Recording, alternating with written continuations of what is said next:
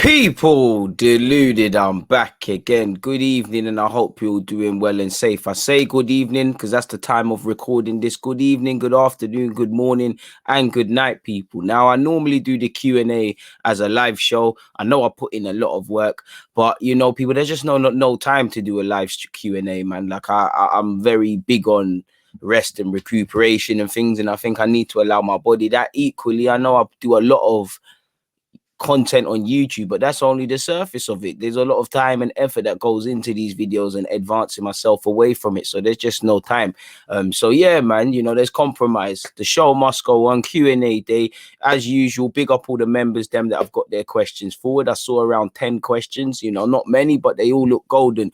Please make sure the members, them, you're specifically looking at the community tab, because when Q&A comes, I then ask you that. If you're not a member and you have a question, then unfortunately I can't help you, my guys. But yeah, big up all the members, them. I'm appreciative of your support. I'm appreciative of everybody that's listening right now. Please make sure you hit the like button if you haven't already, and comment below, people, and also share up the video. Do what you can for the DG Nations to get out there, really. So yeah, without further ado, let's do exactly that, people. Let's get into the Q&A, people. Sorry, people, if you give me a second to draw up the questions. I have to go to my YouTube community tab, and if you're not a member, you won't actually see that. But you see the community tab, but you won't see the question. Let's start with my guy M. Big up yourself, my dude. You've said, what would your thoughts be on Tchouameni, the former Bordeaux, now Monaco midfielder, forgive me for mispronunciation, as Basuma as realistic targets? I would want both of them, but Bordeaux, Monaco just bought Donny from Bordeaux, and he's playing for Monaco now. Monaco are in for a profit, but we'll have to give them something. I'd say anything from 30 odd million. Basuma's 30 on a good day. Probably Brighton should be able to demand 50, because some of the transfers that have happened, it's not about if the player's good. Teams know people have got money. If he forces his hand, if Brighton have a willingness, but again, I'm sure they're in no rush to sell Lamptey or Basuma. I'd love Basuma, but it comes down to our willingness. I would love him at the football club. I hate to use the term Premier League proven, but he's that. He's also been on the scene in his time at Lille, so he knows a couple people. I'm sure he played with Gabriel, or they crossed paths temporarily. I could be wrong, because they look good friends on Insta. But he's a decent player, man. He's there to win the ball back and put a foot in, but he can progress. And I think you need the option of playing him and a Partey, or someone of that skill set with Partey, someone instead of them. So I would say they're quote unquote realistic, and it just comes down to if we're gonna buy them really and truly, which I don't think we are. So 100% realistic, and I would be for it. Big up Paul Murphy. You said Balogun signing a new contract is great news. Then it got me thinking about the players that have come through the system and really bedded down a place. We have a couple now, but since Ashley Cole, I can't think of a defender who's made it or even came close to the first team. On your opinion, why do you think that is? I'd said that earlier. I think, when you look at people like Gibbs, Bellerin, who came via Barcelona as a winger, now a right back, the fullback, the defender, are accidental at this club. Maybe a lot of reasons for that, my guy. What I would say is, for years we've clearly been more attacking focused, more Wenger ball, all of that sort of thing. So naturally, if you're gonna, diminutive sort of footballers, technical based footballers, and just the art of defending by Arsenal Football Club at all levels, academy and first team, hasn't genuinely been respected. So I think that bias, because of how we want to play football, has played a part, and I'd say that's the only reason. And since Ashley Cole, Tony Adams, no one of significance has come through this academy. I hope with the likes of Zayn Monlouise that's put to bed. But I would say, because we've focused on attacking, we haven't actually respected the art of defending. Like, even a couple of defenders who have come through this academy or been sourced and had some sort of time here, they're okay on the ball, they're terrible at everything else, sort of thing. So that draws that one in that regard. So Paul, that's why I would say that's the case, my dude, really and truly. But like you said, big up Balogun for signing a new contract and things. Hopefully he gets first team football. Hopefully he gets first team football on Sunday against Newcastle. I'm not holding my breath on that. Lovely 2 questions to start us off. Like I said, there's not many questions here, but golden questions. I appreciate all the members and, really thoughtful questions. Peter, now, can we make it third time lucky? Emma's scored. Paul has scored. Big up them, man. Peter, can you add to that and make it 3 from 3? You said, hope you're good, DG, always, man. With people like you supporting the thing and everyone else listening in and whatnot, how can I not be good? I've got my health. But you said, hope you're good, DG. Big up all the members too.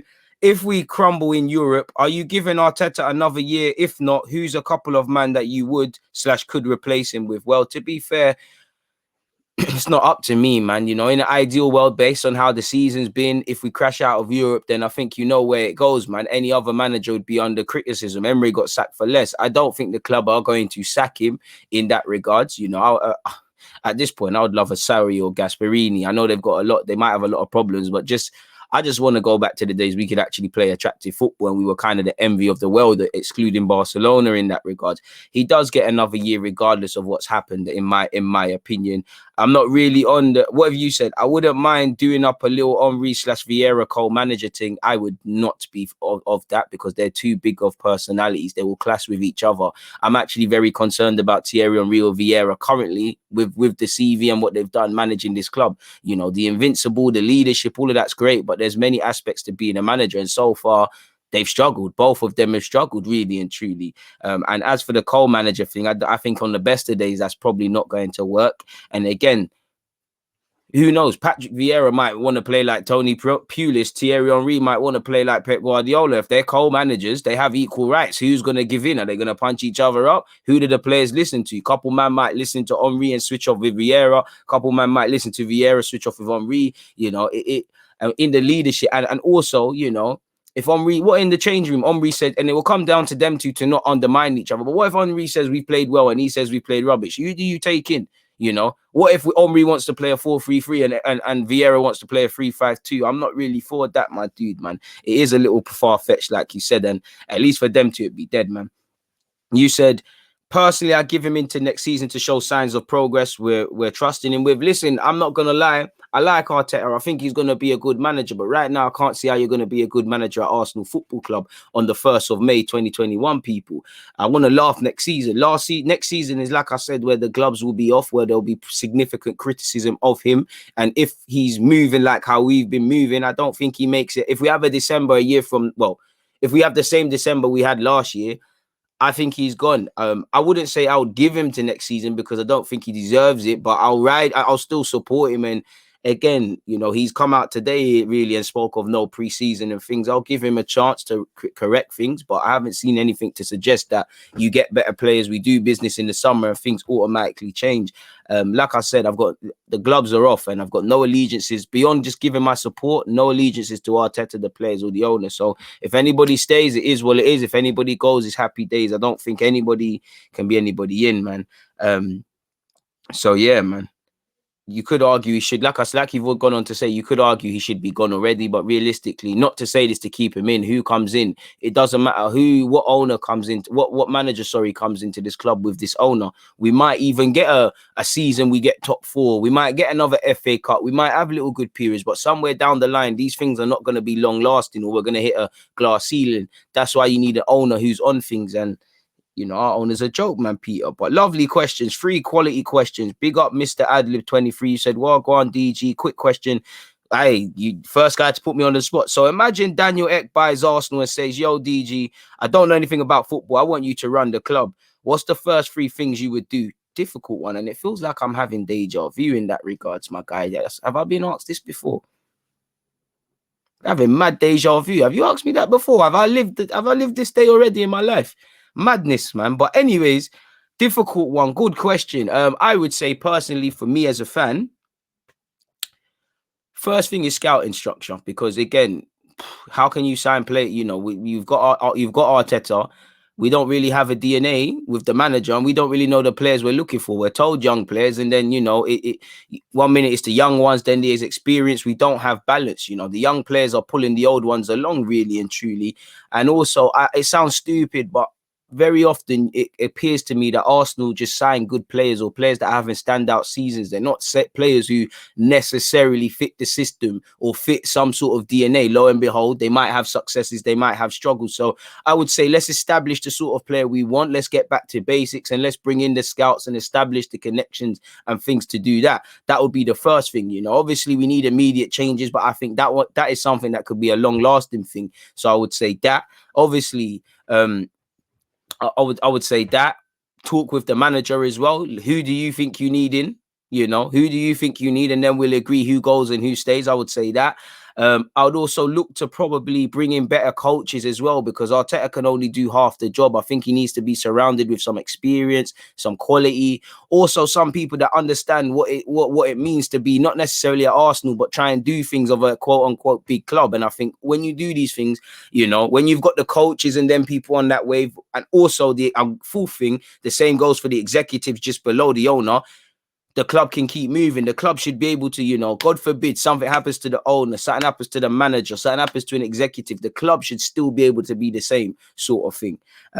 You know, I know Barcelona isn't the best example, but there's been many different things, and 9 times out of 10, you know, the sort of football they want to play. Again, current day Barcelona isn't the best example, but that would be it for me, my guy. Big up Danny as well. Love for that, Mr. Adlib, man. Danny has come in and he said, Fabrizio Romano has detailed Balogun to be involved in a first-team role next season. Surely he'll be given the same chances Eddie had this season. Do you currently think it's all gas about Balogun? Personally, I rate his hold-up play, and I think if Arteta is in charge next season, which he probably will be in brackets, he'll fit into the system much better than Eddie Nketiah and his poaching nature. What's your thoughts?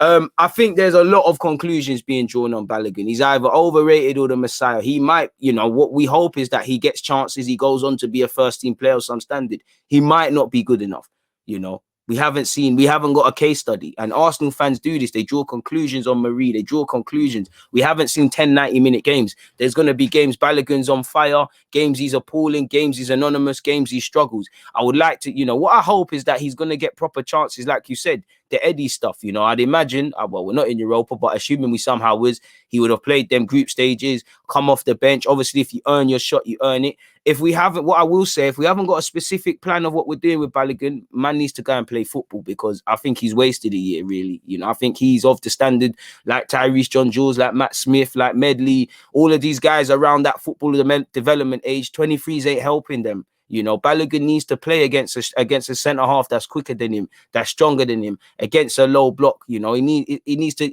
He's of that age now where it's all about, it's a thinkers man game, man. We have to give him scope to develop. I think a lot of conclusions are being drawn. The one good thing is whether he makes it here or not, we've signed him to a 3-4 year deal. We're going to make a decent buck. I hope he gets chances. I would love to see him and Tyrese John-Jules get chances personally, because I think people are sleeping on Tyrese John-Jules, but it is what it is in that regards. Love for the question, Danny. Big up Mr. 11. You said, what are your plans in terms of playing? Are you talking about me playing football? Power League and that, my guy. You know, I don't have any plans. I wish I could sit here and say sign a new deal at Arsenal, but I'd say, yeah, bro. I'd say I would say none really. You said, how do you think Kroenke will react to the pressure, sell or not? Do you think the pressure will have any other impact on spending, bro? Really, Kroenke has shown he's someone, and this ain't to praise him, he's unmoved. As much as I think us fans, you know, we've had the best chance to get rid of him, we need to keep this energy and whatnot, he's going to be unmoved because he's on the other half of he's on the other side of he's in another country for one. You know, he's probably not looking at Sky Sports and those things again, and plus he just doesn't care. You know, he's a man that's moved people from states. I don't think Stan Kroenke knows or understands what pressure is really and truly, so I don't think it will affect him. Of course, I hope Josh sees it, and Josh appears a bit more sympathetic, but his last name still is Kroenke. Hopefully there's some significant or just more investment, but I don't think so, man. We just need to get the man out. You said, should fans benefit from the money coming in instead of players seeing it all? I mean, in terms of ticket prices and cost of merchandise coming back. In an ideal world, there should be a level playing field for such. But again, it's not necessarily the players, it's the clubs. The clubs, bro, Ozil isn't going to get 300k a week. You know, regardless of what man say about Ozil, his agent, if the club aren't making double on him as an individual, it doesn't work like that. Whether it was his image rights or whatever, the same for Aubameyang and the rest. You need to get out. We need to go for the clubs. Maybe it's because the footballers are the ones in our faces. If you think players don't, I'm not saying you, but if you think players don't deserve their wages, that's fair play. But I personally feel a professional athlete that has to risk significant parts of their career, risk their health, neglect their family life more time, you know, I think they deserve it than these fat cats who don't do anything. You don't know what they look like, you know, sort of thing. It's very easy to get at Mesut Ozil, less so to get at, well, Kroenke, you can get at him, but he's not seen. So I would like to see fairity, but it's greed, bro. The rich get richer, the poor get poorer, and they know that we love football. No matter how much they make ticket prices and things, no matter how impossible it feels, man will move hell and earth to do it and play because they know we're emotionally thingied with this, and you know, we're in the hands of the devil. They've got no sympathy, and I would like to see all of what you're saying, but it's a bit of a myth, man. There should be a level play. Definitely, the biggest thing is tickets. Merchandise, I'm a bit different, because again, you can't really tell someone how much to price anything in life, really, in terms of merchandise. I would like it affordable, but there's that. I would say ticket prices is something I would like to see some sort of rule in place, because it's not fair. Because 9 times out of 10, you know, you can't get a ticket for these big games, and when you can, it's inflated prices. Half the time, these fat cats are giving out their boxes and giving normal tickets to other people and whatnot. You saw all these finals. The honest football fan, they're not gonna be there in the majority. It's the fat cats, people that don't even like football, that are there more time. And you've also said, do we need to switch it up and follow the German model in terms of clubs being run in line with finances they bring in and fans having shares? Well, there's good and bad reasons for that in the Bundesliga, but I definitely feel the 50+1 rule is something that needs to happen, people. You know, I think that is something that really, really needs to happen, man. That's just me personally. And final question, you know, like I said, I appreciate the 10 questions. This is amazing. Stylish you, it wouldn't be a Q&A without you. You've said, question, lost the... I don't understand this one. You said lost the Europa League and my man sells, win the Europa League, my man stays, and we go through the same circle. Are you talking about Kroenke? Are you talking about Arteta? I'm not too sure, really and truly, but I would go with win, because I want to win any competition, really. I don't ever advocate Arsenal losing just because I want Kroenke or the manager out. You know, I do think we can go over other circumstances. And I listen, whatever man say, but there might be logic to it, but you are a football fan. Not getting at you directly, but you are a football fan. You're gonna be hurting. You know, if I see my team lose in the Europa League, I'm not gonna sit there and go, "Ha ha, Kroenke, you're gonna sell up." It's dead, bro. Or I don't know if you're talking about the owner or Kroenke. For Arteta, you know, getting to the final seems a bit far fetched right now. But even if he gets to the final, I don't think he'll be sacked. You know, really and truly, whether he should or shouldn't. You said yes, I want to win the Europa League, but potentially if we don't. If we don't, and we don't have any European football next season, that's further losses on top of COVID, which I think we've lost up to 100 million. I'm not sure, so don't quote, man. That's facts. We are going to lose money. You said Plus fans have had enough. Winning the Europa League is the only thing keeping the ish together. Now with hearing about a potential bid, if losing this match potentially led to Kroenke to sell, then I'm down. I get your logic, but that match isn't going to directly correlate to such, in my opinion, man. So yeah. But with that, I think that's all the questions, people. You know, it's probably the shortest Q&A I've done in a while. But like I said, short but golden, man. There's some fantastic questions there. Mr. Adlib, Paul, PR, Stylish, Danny, you know, 1-1. I appreciate all of those questions, man. That was a fantastic Q&A. A couple of them, I didn't show it, but I was like, rah, like, what's going on there? That was a bit of a tricky one. I appreciate all of you lot, though, man. It's been a fantastic Q&A. Please hit the like button, comment, and subscribe. Like I said, viewers, members specifically, please make sure you're checking out the community tab so I can be alert to your questions. But on that note, people, DG.